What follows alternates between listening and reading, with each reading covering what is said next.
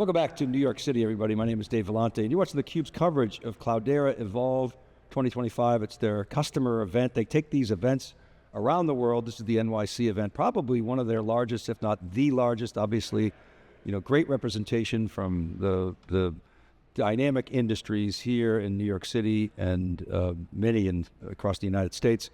I'm really excited to have Brian Martin here. He's the Chief AI Product Owner at AbbVie Community of Science and Senior Research Fellow at AbbVie. And today is representing Rare Hopes, and we're going to get deeply into that. Richard Wendell is also here. He's the founder and CEO of Tellic and a co-founder, along with Brian and one other individual, of Rare Hopes. Gentlemen, welcome to theCUBE. Thanks so much for your time. It's great to have you here today. Thanks for having us. So, Richard, let's start with you. Could you talk a little bit about Tellic and what is Rare Hopes? Sure. So I started Tellic, hard to believe, 10 years ago with the mission of bringing more data science, language technology forward to the biopharma industry. We have built a knowledge graph, and we build domain-specific applications on top of that knowledge graph. And we've been working with Brian for 5 years now at AbbVie and pushing the envelope for what can be done. And I'll defer on the Rare Hopes to Brian, but we're excited to talk to you about it today. Yeah, so what is Rare Hopes, and why did you guys found So as part of the partnership with Tellic at AbbVie, we were building a platform that was bringing together Tellic's data, that graph that Richard talked about, with our own internal data, and building capabilities for AbbVie off of that. We published a paper, though, about a unique opportunity that we found to leverage that graph to actually identify treatments for rare diseases. And it opened a little bit of a box of this applied in the one scenario that we were looking at. The paper that's in bioRxiv right now shows potential treatment of a rare disease called Carney complex with an approved on-market drug. And so you see that a doctor in this scenario could theoretically, if the evidence is there, treat a patient with that drug in that case. What we realized was there wasn't just one case there, but there were hundreds of thousands of these potential connections that were hypotheses for rare disease treatments. And the question became, well, how do we put that in the hands of the people who need it, into patients and doctors' hands, to validate those hypotheses? And so we created Rare Hopes as a vehicle to do exactly that, to put those hypotheses for drug repurposing and treatment for rare diseases into the hands of doctors and patients. So that's an awesome mission. So thank you guys for sharing that. And Richard, your background that got you here, could you explain a little bit about that for the audience, because it's kind of unique? Sure. So my whole career has been in tech. I came up through the consulting, and I was here during the dot-com era in New York. Also, we were talking about earlier, through the tech scene. And then I went through the corporate side for a while, couple decades. And I got to the point where I sort of had an idea, founding Tellic, where I said, I want to build some cool technology. I want to work with really fun companies, and then find a way at some point to take that technology and use it to give back to the world and actually accelerate treatments to people who really need them. For me, it was really more of I want to do something that gives back. And it took longer than I expected.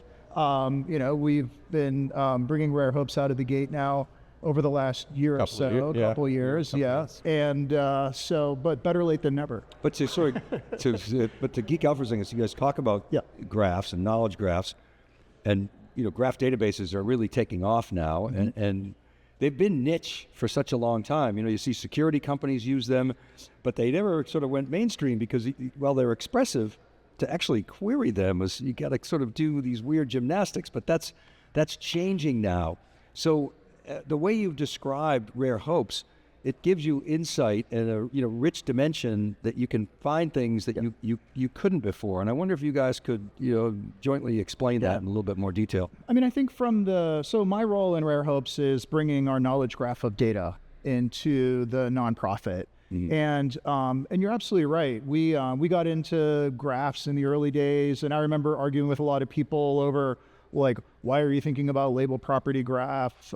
You should be using RDF or different frameworks. And, you know, we used to debate these things. But really, for me, it's come down to putting a lot of the technology, not so much on the algorithmic layer to answer the question, but actually pushing it back into the data pipelines to curate the data in the knowledge graph the right way, so the data is highly harmonized, very precise, very accurate for biomedical, which it sounds easy to do. A lot of folks think today you can run a sentence through an LLM and get your knowledge graph data out of it, and maybe you can for a couple sentences, but when you're running billions of sentences through, and we curate literally every sentence on every page in pretty much every written data source, so all of the deep PubMed abstracts, NIH grants, Google patents.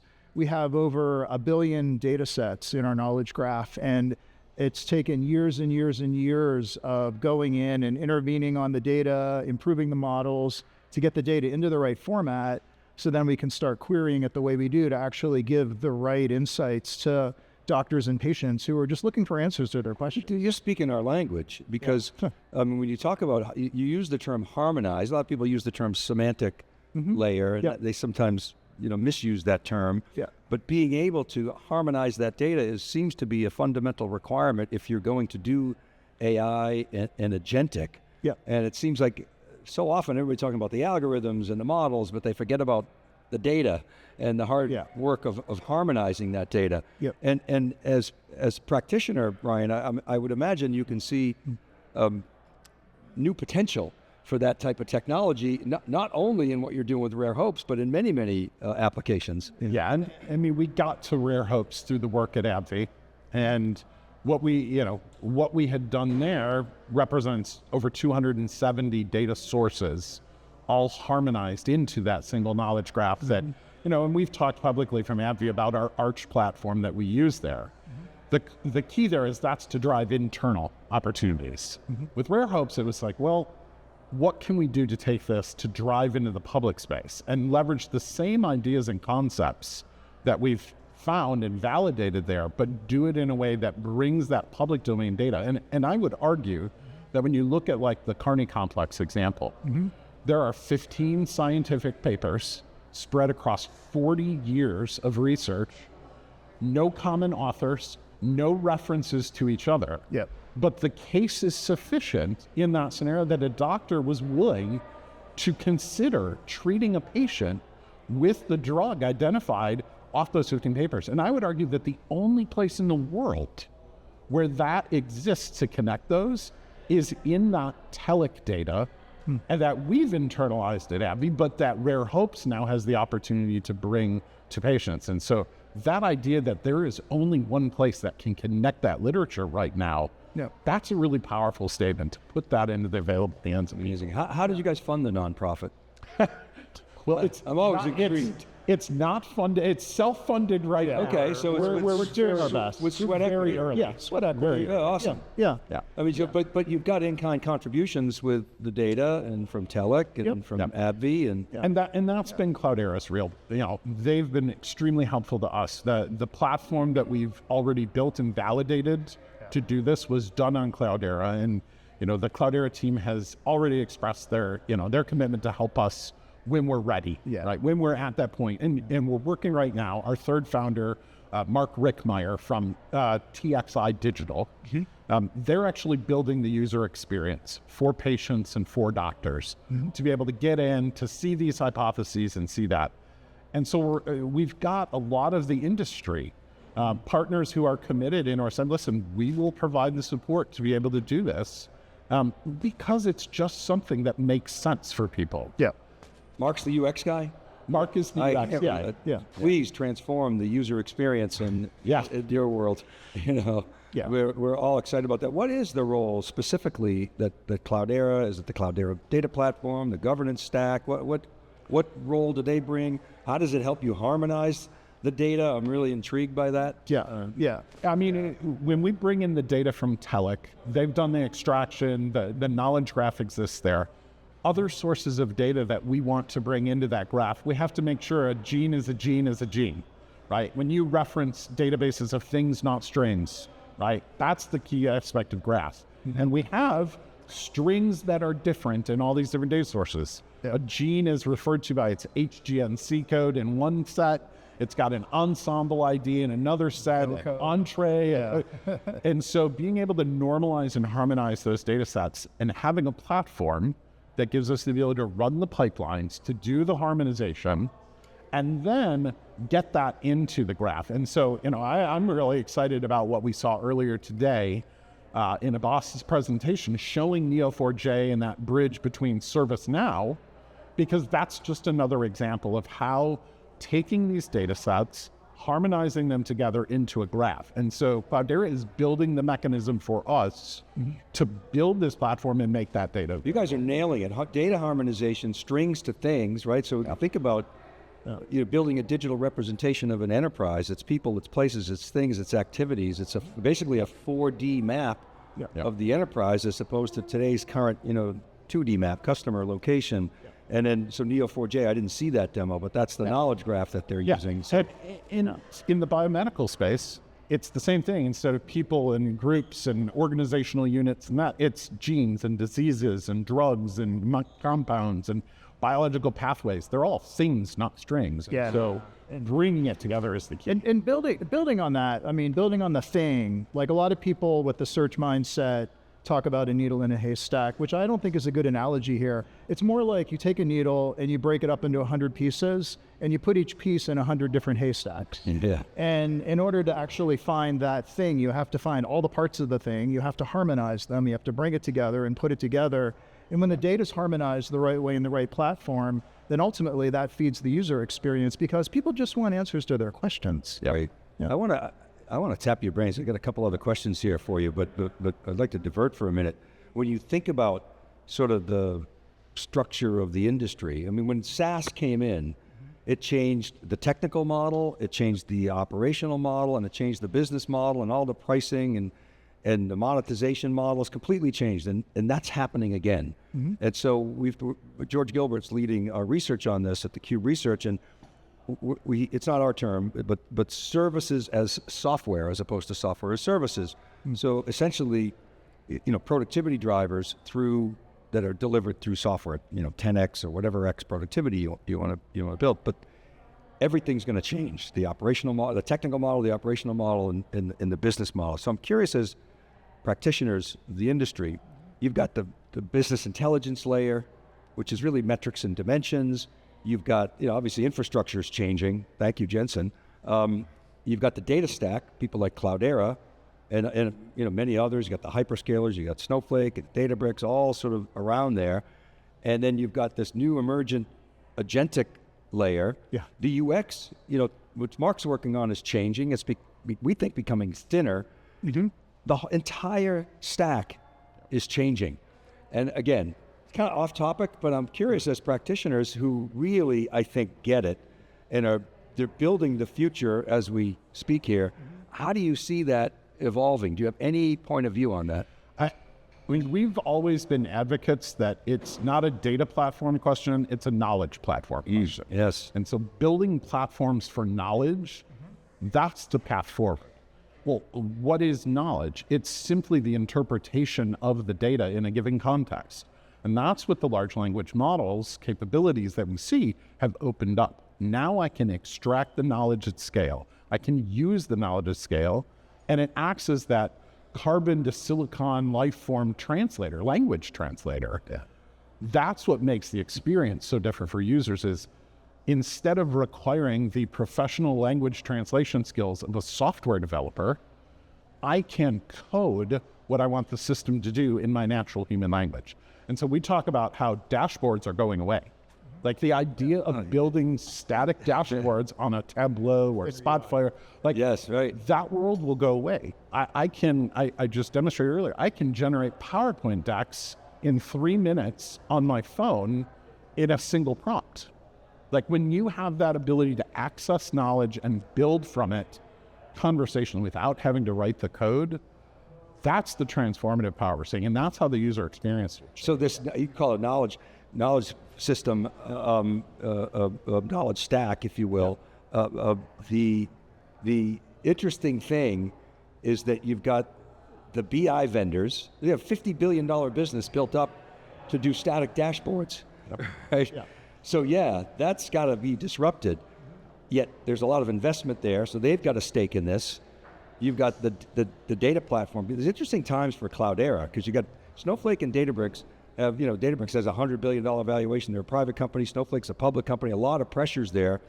Cloudera doesn't have those, the 90-day shot clock. So they've got some interesting opportunities here. You got guys like Salesforce and Palantir and ServiceNow like hanging on to that process knowledge. Yep. Salesforce trying to do the data cloud thing, and it's just Workday. Everybody's doing agentic, and so this convergence of competition is really exciting because it means the innovation is going to happen, and there'll be some winners and losers. But you guys have any points of view on that? I think one thing that won't change is the need for well-curated, harmonized data. Yeah. I think that there is an illusion out there now that with some of these LLMs, you can just run unstructured data from anywhere into them and they'll be able to answer your question the right way. And, maybe out of the box, the first couple times, it looks pretty good. But whenever we try to take that to scale, that's when things get wonky, potentially. They call them hallucinations. I call them errors. Crap. And really making sure that knowledge layer, like Brian's talking about, is structured and harmonized in the right way. I don't think that's going to change. I love that. That's like a Jeff Bezos thing. People ask me what's going to change. I like to think about what's not going to change. But what's interesting about that, Richard, is who's going to own that harmony. That's a very valuable piece of real estate in the new tech stack. That system of intelligence that harmonizes the data, can interpret business context in language of things, not strings. And if I were a big tech company, I would want to own that. But that's not so easy to own. Well, and I'm going to use a 4-letter word here, ontology. Yeah. But it really, for years, right? The RDF versus property graph arguments, the ontologies, structure and semantic layer arguments for so long have been an untenable premise because the technology wasn't there to use or to build ontologies and use them at scale. This is one of those things now. Like, if you want to own a layer of this stack that is going to be ultimately key to this data to knowledge conversion, it's how do I map the meaning of things to the things themselves. It's the ontologies as the drivers of the interpretation to really drive that. And I think that requires domain specificity. Yeah. I think that a lot of folks tend to think horizontally about the layer, which is right, but I think that this is actually somewhere where knowledge is different. A gene in our world is a biological gene. A gene in retail is something that you wear. Their pants, right? So, really being able to have that domain specificity built into that knowledge creation layer, I think is really crucial. But so that's really interesting because I see opportunities in 3 dimensions. That domain specificity that you just mentioned, there will be horizontal opportunities for tech companies to service that domain specificity. And then there's the SaaS companies who are specific to their little worlds, whether it's, again, Palantir or Salesforce, et cetera. So the TAM is enormous. It's not a zero-sum game anymore. It's an awesome time to be an M&A, I would think. Yeah. All right, I want to come back to sort of the goals of Rare Hopes and where you guys want to take this thing.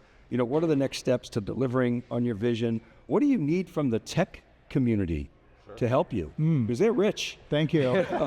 Let's go, tech people. Stand up for causes like That'd this. be helpful. Yeah.